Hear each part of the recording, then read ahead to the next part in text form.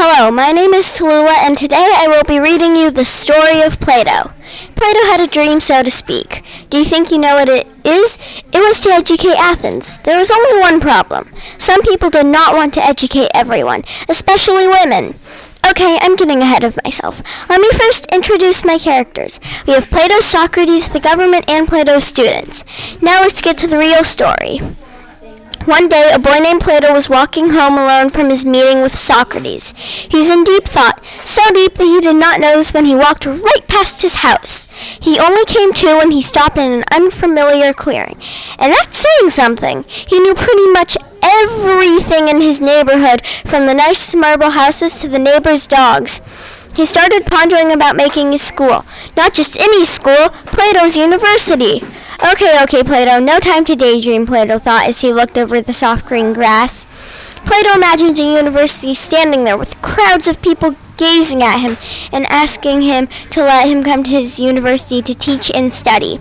Snap out of it, Plato thought. This is not going to happen anytime soon. As Plato walked home, he thought, why not make a school? He could try it, and if it didn't work, he could sell it for goods. By the time Plato got home, he had decided that he would use tomorrow to collect supplies. The next day at sunrise, Plato set out to find materials. By midday, he had a medium-sized load of worn-out bricks from all over Athens and a few fallen olive tree branches. Plato dragged them home and started tinkering. He tinkered all afternoon until the sun set. Then he went inside, had some bread and grapes, went into his room, and lay down on his thrones, an ancient Greek bed with its roughly cut wooden frame and layered scratchy blankets. In the morning he got out of bed at dawn, ate some grapes, and went out into the courtyard and tinkered for a few minutes until it got light enough to collect more materials. Plato went outside to collect more materials and found a guy pounding these beat-up bricks. Plato went up to him and asked him, "Can I have some of those beat-up bricks?" He said, "Yes, take all of them." The man pounded the bricks up so they would take up less space. "Where did you get them?" Plato asked. "They're all around." Plato pushed all the bricks to his house and started to tinker. Then he ate and went to bed. The next day, Plato got up late because he planned to just tinker. He went out into the courtyard and tinkered. This repeated for 34 days. Then Plato finally found a design he liked. Then Plato decided he was going to Socrates' school to learn how to be a philosopher and how to teach. The next day, Plato summoned up his courage and set out to ask to join Socrates' school. Socrates accepted Plato into his school. The next day, Plato set out to go to his first class with Socrates. He was so excited. After 17 years of school, when Plato was 34, Socrates decided it was time for Plato to graduate. Now that Plato was educated, he was pretty much ready to start his own school.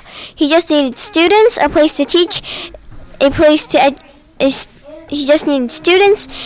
educate them. Okay, maybe Plato was not so close to getting to teach. The next morning, Plato set out to find his students. He went to his house for materials and told his students, "This is going to be very frustrating building a whole school and all." Then he split his students into groups and went to the clearing with the groups. This was where he wanted to build the school, and he discussed the jobs. Once he had given out all the jobs, he sent them off to trade the goods for marble in the shape that he wanted. He sent 2 people for each kind of marble and one group of 3. The school was almost finished. Plato was training 8 people to teach at his school.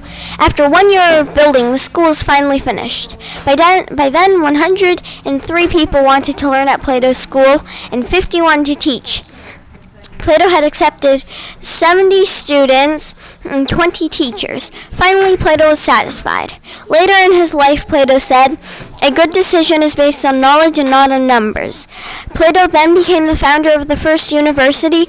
He is also known as one of the best philosophers of the West.